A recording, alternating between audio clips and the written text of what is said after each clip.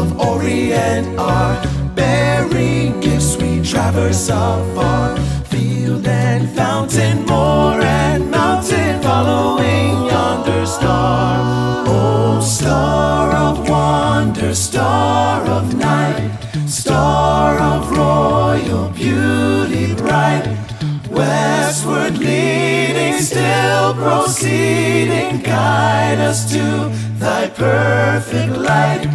Born a king on Bethlehem's plain, gold I bring to crown him again, king forever, ceasing never, over us all to reign. Oh, star of wonder, star of night, star of royal beauty bright, westward leading, still proceeding, guide us to thy perfect light. Frankincense to offer have I, incense owns a deity nigh, prayer and praising, all men raising, worship him, God most high. Oh, star of wonder, star of night, star of royal beauty bright, westward leading, still proceeding, guide us to thy perfect light. Myrrh is mine, a bitter perfume, breath of life, of gathering gloom, soaring, sighing, breathing, dying, sealed in the storm or tomb. Oh, oh, oh. Star of wonder, star of light, star of royal beauty bright, westward leading, still proceeding, guide us to thy perfect light, guide us to thy perfect light, guide us to thy perfect light.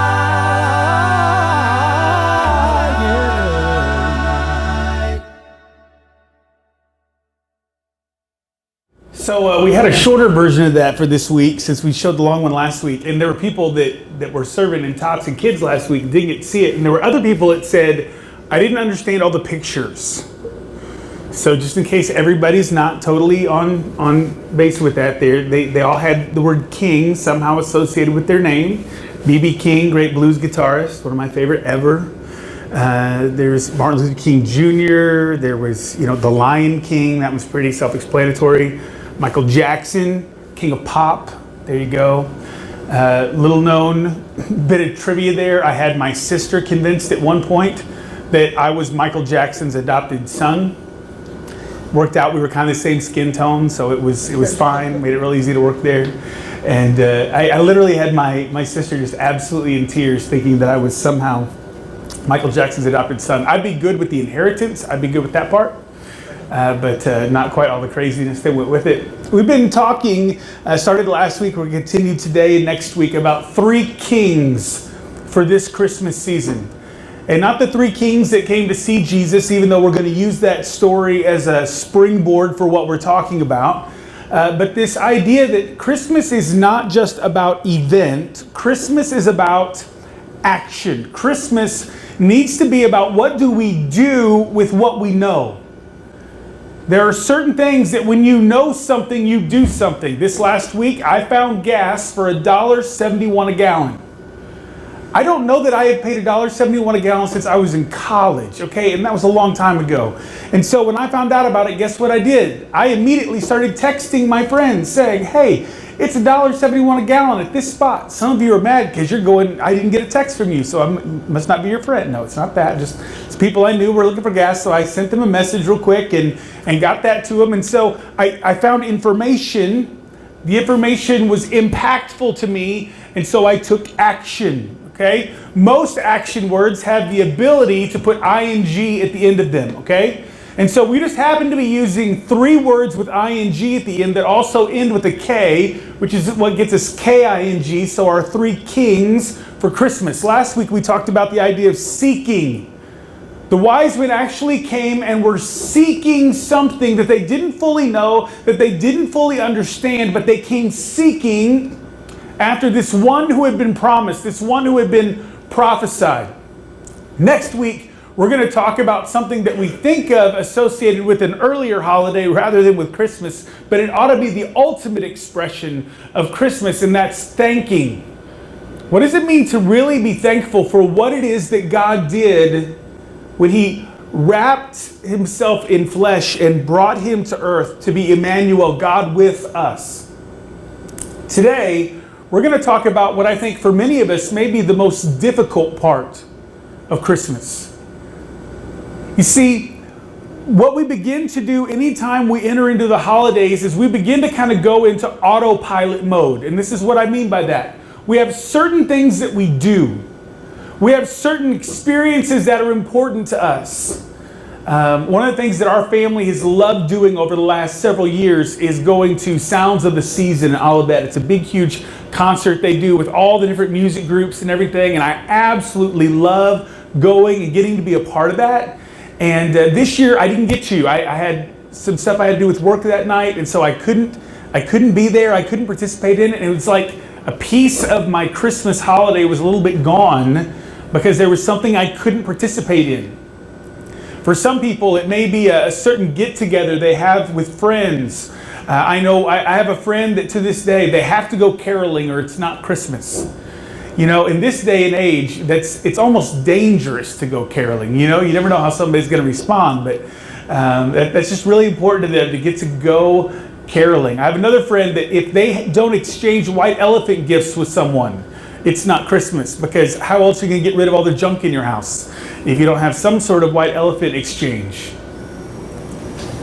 And because we get so caught up in all of the things that have to get done and all of the events and all of the stuff, sometimes we forget that what we have been called to do at Christmas is to talk about the one who came at Christmas.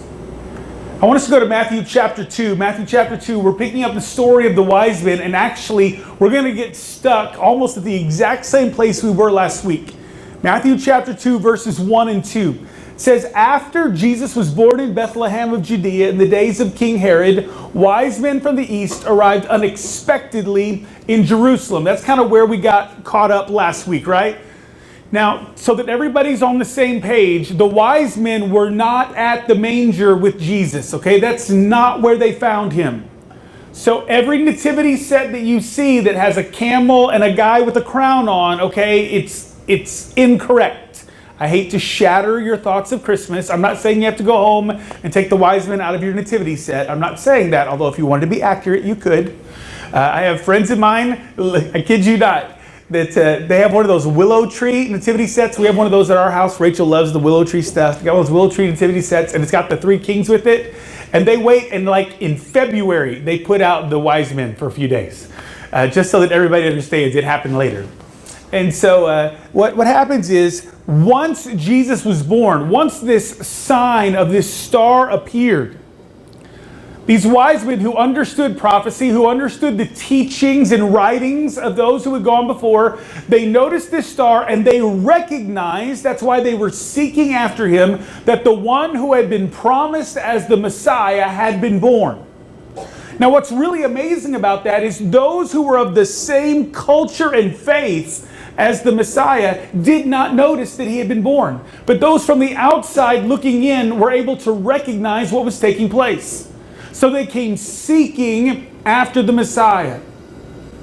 So they come and they're looking. And so if you're looking for a big event, what do? You go to those who are in charge. You go to those who should be aware of what's going on. The other day, I had to go to a new school to ref a basketball game. I hadn't been to that school before. So as I'm pulling into town, I did what seems natural to me. There's a cop sitting over on the side of the road. I pull up next to the cop. I put my window down. I wave at him. When he realizes I'm not waving a firearm back, then he puts his window down. We have a conversation. I say, can you tell me where this school is so I can go? And he gives me the information that I need. I went to someone in authority. I went to someone in charge that ought to know so he could point me in the right direction. Well, that's exactly what these wise men do. They go to the palace. They go to the seat of government and they say, where is the one who has been born? And there's this really interesting thing that happens. It says, wise men from the east arrived unexpectedly in Jerusalem. What does it mean unexpectedly? See, at that time, if there was a dignitary from someplace else coming, you knew about it. Because it's not like somebody just hopped on a plane and got there that day. I mean, it's a long, arduous, difficult journey to be able to get there. And they would send people ahead saying, look, we're coming. They would have people in outposts that would say, hey, someone's coming this way. But yet these people showed up unexpectedly. That's how unprepared the people there were for what had taken place. And this is the question that they ask. Where is he who has been born King of the Jews? For we saw his star in the east and have come to worship him. Where is he who has been born King of the Jews? Now, to us, that sounds like a perfectly simple statement, a perfectly simple question. You need to understand just how much friction that question caused. Just how much turmoil came about because of that question. It would be really similar today to having a major world power like ours, okay? Where somebody comes in and they walk into the Senate and they say, hey, where's the guy that they have already selected to be the next president? Whereas a current president, no matter who he is sitting there going, whoa, whoa, whoa. Nobody else has been selected yet. This is my job. This is my rule. It's even harder for us to understand because we're used to a change in power happening every so often. But at this time, they are under the oppression of the Roman government. The Roman government is the one who is in charge. They see no change to that happening. King Herod is there as a governor over their area.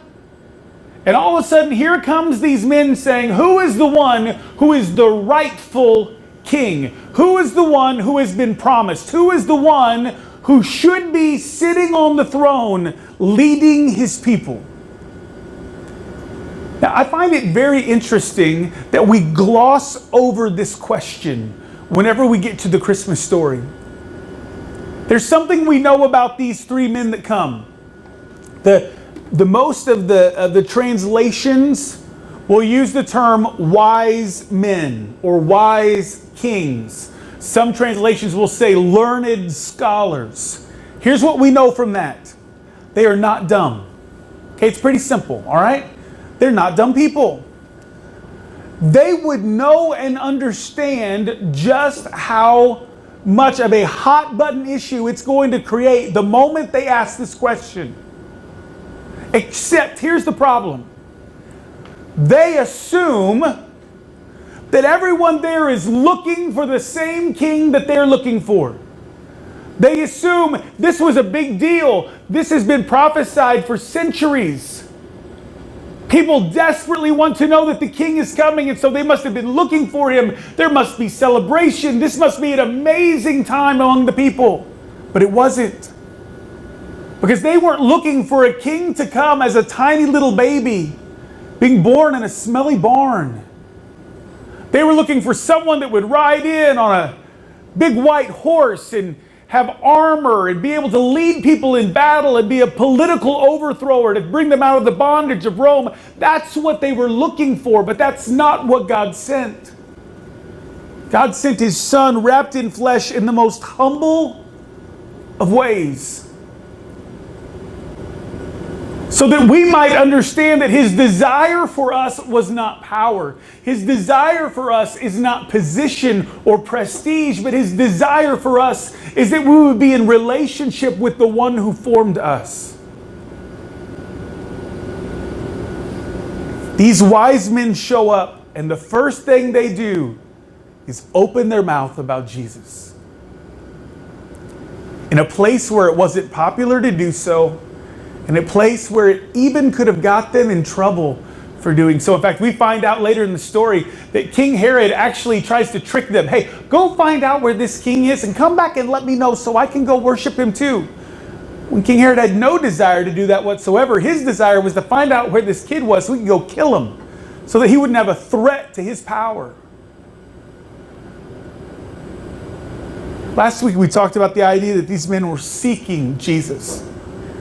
Can I tell you, I think that the most important king word that we can be looking at this week for us as we live out the life that God has called us to live as followers of Jesus Christ is that we should be speaking the good news of Christmas.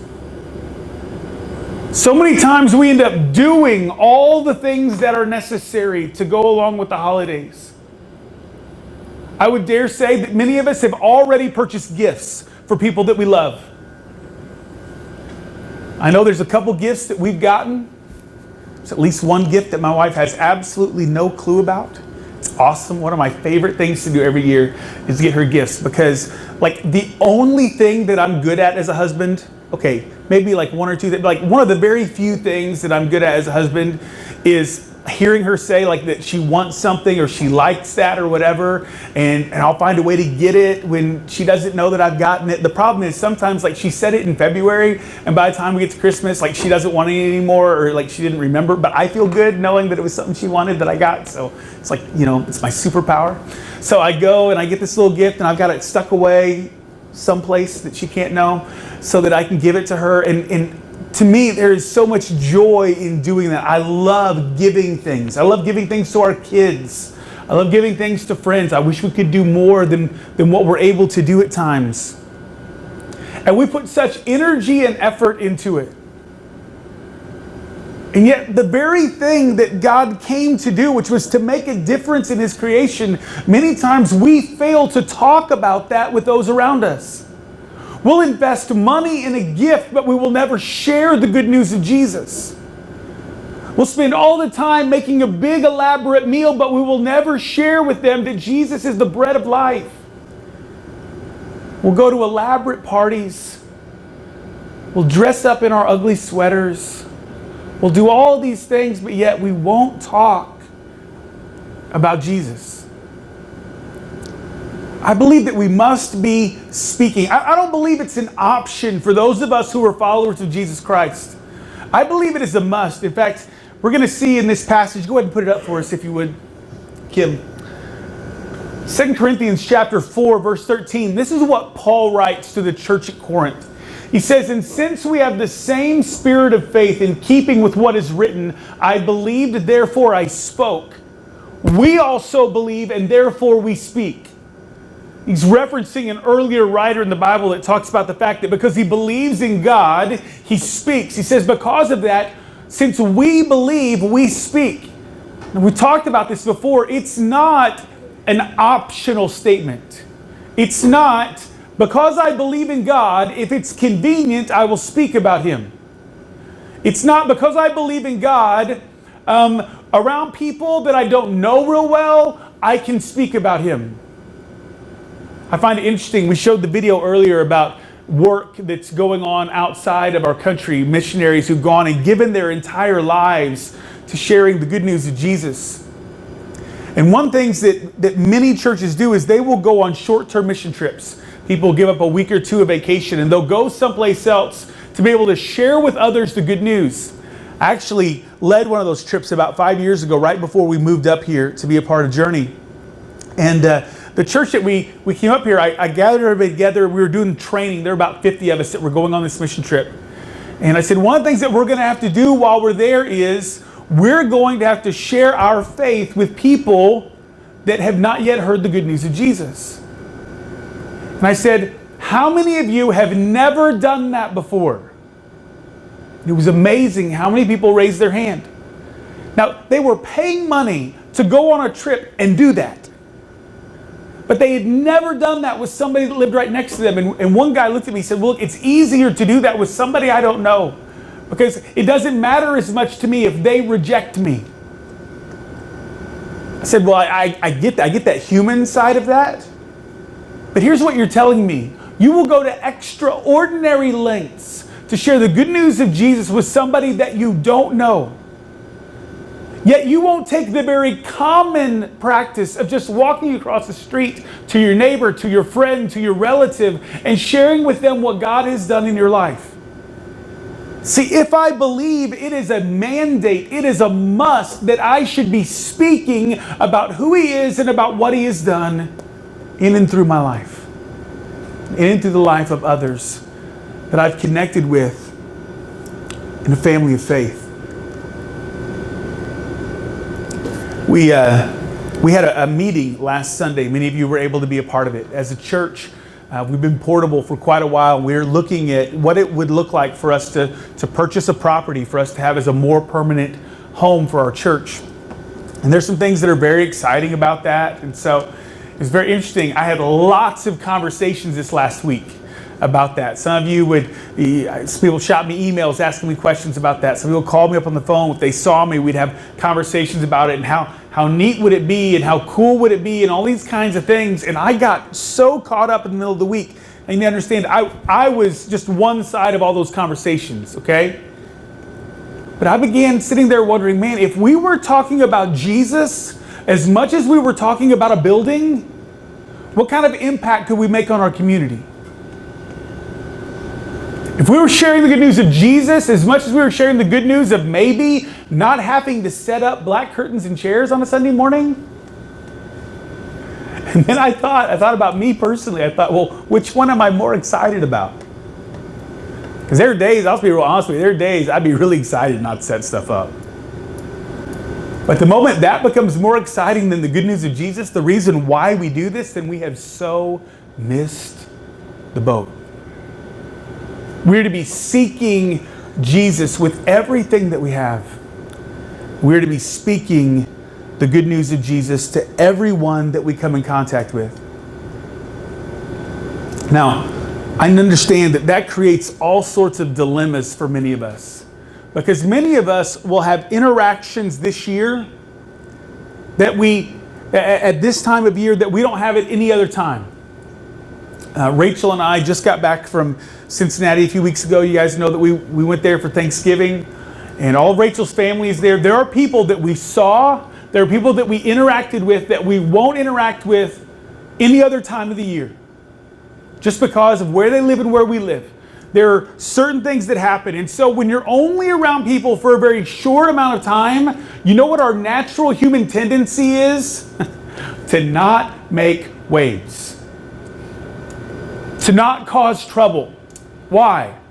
Well, because, it's a one-time event. I don't want it to be an issue. I don't want there to be trouble. I don't want there to be this or that or whatever it might be. For some of us, we're getting ready to walk into a holiday season where we might see people and encounter people that we won't see any other time this year. You might have an office work Christmas party where the person that works in HR that you never see all year long, you happen to interact with at that one time.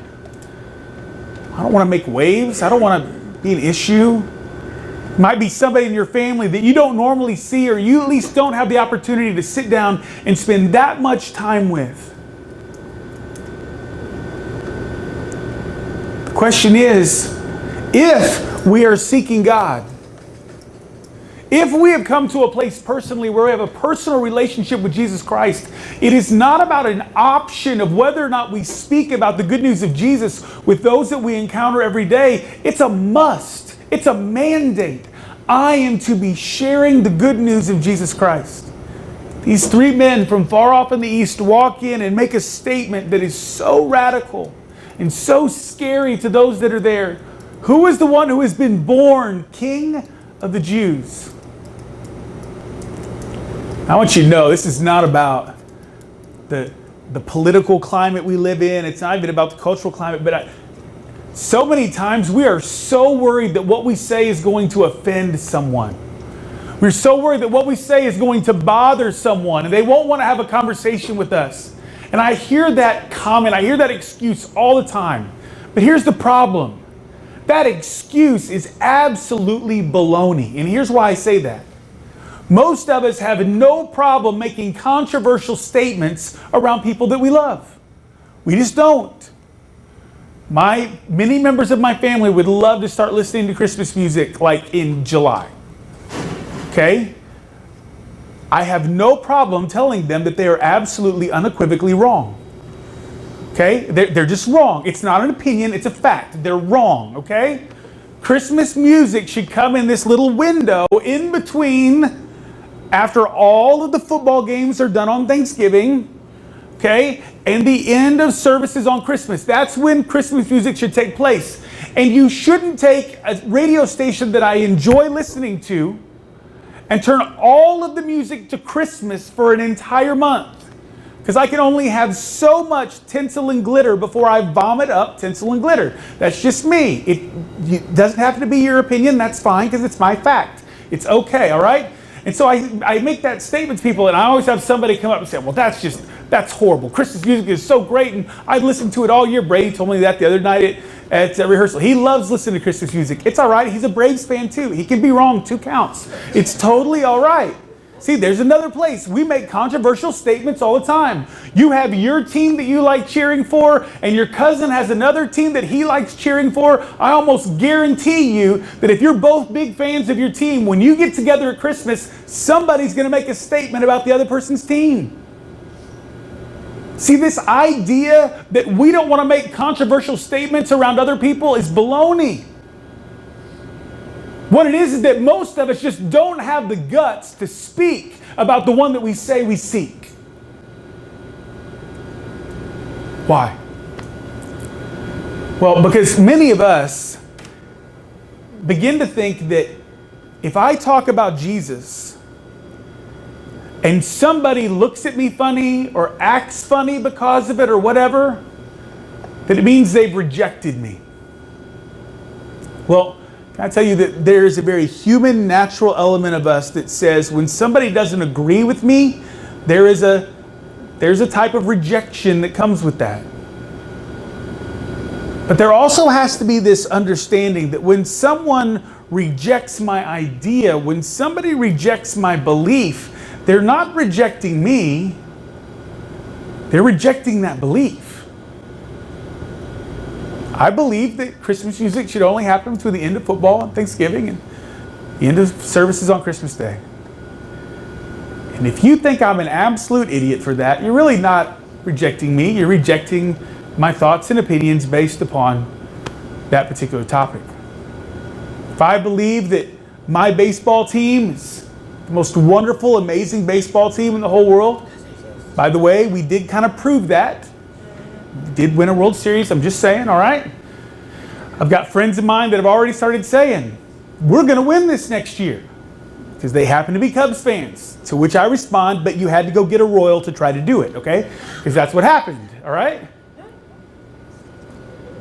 See, if they reject my team, they're not rejecting me, they're just saying, I like to cheer for my team more than I like to cheer for your team. We have to get past this idea that if people reject what I believe about God, that they're rejecting me. No, they're not. But they are making the most scary rejection of their life. Because the Bible tells us that all have sinned and fallen short of the glory of God. And the wages of that sin, the cost of that sin, the thing that we have earned because of that sin is death. But God loves us so much that He is willing to give us eternal life. Not anything that we can earn or deserve on our own, but an absolute gift that He chooses to give us.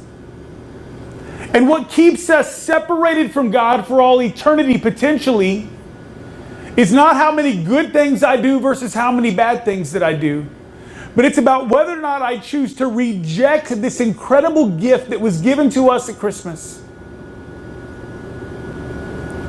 The fact that God chose to wrap Himself in flesh, become Emmanuel, God with us, coming down to show us that He understands who we are and what we experience, and has felt what we feel, and has seen what we see.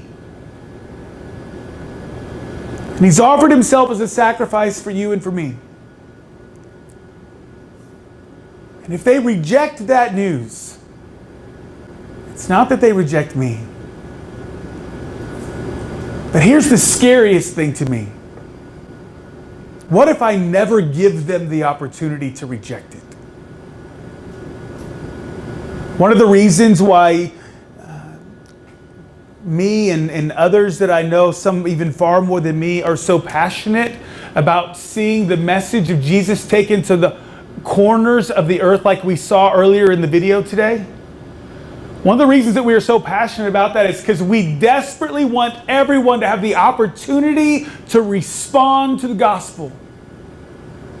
I think, what if my children had never had the opportunity to hear about Jesus? But yet, how many times do we live that out in our life, where we fail to share with others the good news that Jesus provides through a personal relationship with Him?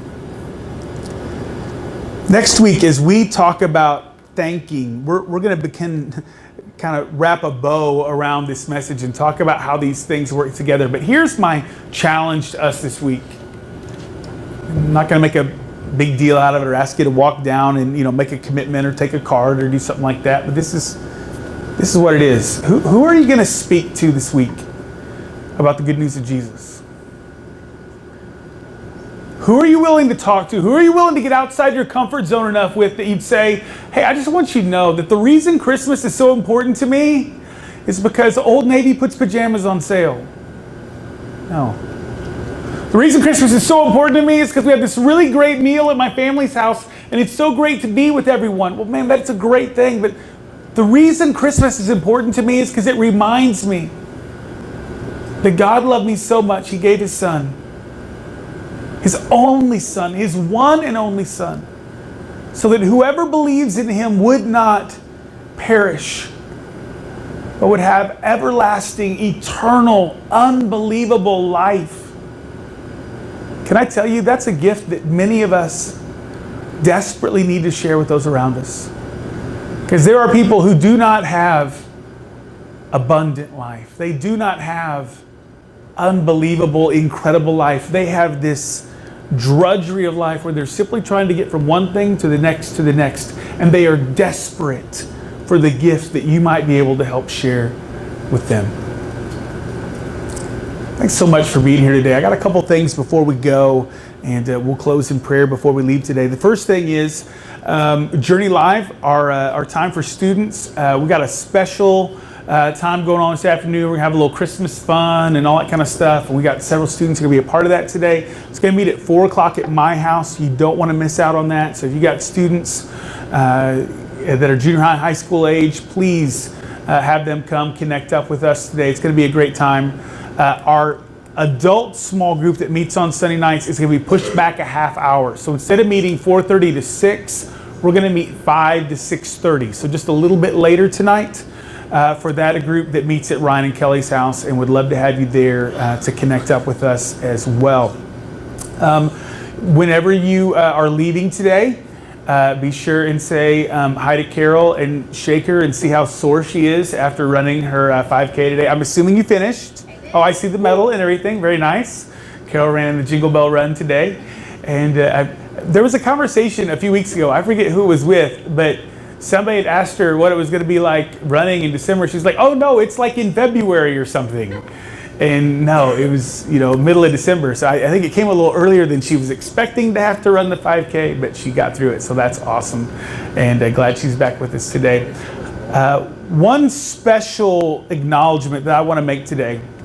For those of you that aren't familiar with the story of Journey, we began about 4.5 years ago, pushing up on 5 years ago now. We began as a church that we just desired to make an impact, specifically with people who had either never been to church before, or people that maybe used to go to church and for whatever reason hadn't gone in a while. And sometimes these people just kind of became disenfranchised with church. Maybe they just, they went away to school and began to get a job, and life just got busy and they didn't. And so we were looking for a way to kind of reconnect folks back to a community of faith. And at our very first, what we called a preview service that we kicked off, we had everything ready. We had a different guy leading worship for us back then, and a couple of people that were part of what was going on.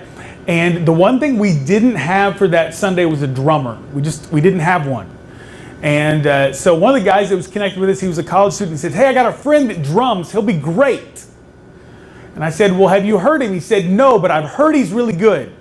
Now, as a musician, that's really scary when that's the endorsement, all right? I've never heard him, but I've heard he's good. It can be frightening. Like maybe he's really good at rock band and that's it, And he's like, no, he'll be fine. So we had a rehearsal on Saturday before our first service on a Sunday, and that was the only time we were going to get to hear him. So we literally had a conversation beforehand with 3 or 4 of us where we said, okay, if this guy's horrible, how do we tell him he can't play the next day? we had that all set up before the rehearsal, just in case, things were gonna be crazy or whatever. And so this young guy comes in, and he's got all this energy and enthusiasm, and he just fit right in with the group, and he did an awesome job. And from that time till now, he has just been a huge part of what we do at Journey. He's served with us as an intern over multiple different summers. He served with our worship team. He served again this morning. He served with helping with students and kids and at camps and outreach stuff that we've done all over the community. He's been a huge part to us here at Journey. He's meant a ton just to me personally, the opportunity to get to know him and connect with him and to watch what God has done in his life over these last 5 years as he's been going to school. And Andy is spending his last official Sunday with us today, because either Monday night, Tuesday, sometime in there, depending on how exhausted he is after his stuff that he's got going on. He is moving to Tennessee. He's going to be near his fiance down there, who's in grad school. He's going to be looking at jobs and all that kind of stuff as they're preparing for a wedding this next year. But we are going to miss Andy a ton. And we love him. And one of the cool things about being in a college environment is that we send students on and they go, but they never really leave. I mean, they leave a mark here. I had a conversation with Farron Kirkland this last week. A lot of you know Farron from small groups we had. She's now the head of the nursing group for her area in Alaska at this particular institution that she's at. She just got an award for stuff that she's doing, and she's doing ministry with kids and all this neat stuff. And she talks about how she connected with us and we connected with her. I talked with others that have gone on and done other things, and it's so neat to see how God gives us an opportunity as a church to make an impact on other areas because of the fact that God brings students to us for a period of time and then they go other places. And so before you leave today, make sure that you see Andy, give him a hug, bug him, give him a hard time one last time before he walks out the door. And Andy, we're thankful for you. We love you and hope that God's going to do awesome stuff in your life. All right, let's pray together. God, thanks for bringing us here today and giving us the opportunity to be reminded about the gift that you gave us at Christmas. God, it is my prayer that we would not just take it as a gift and keep it to ourselves, but that God, we would speak the good news of that gift to all those that we come in contact with this Christmas. God, Paul reminds us that if we believe, we will speak. And so God, I prayed that we would live out that belief in our life, that we would speak the good news of Jesus in all of the circumstances that we happen to find ourselves in this week and beyond. God, we love you for the opportunity to meet with you today. Thank you for that opportunity. We pray it all in the name of Jesus. Amen. Have a great day. See you later.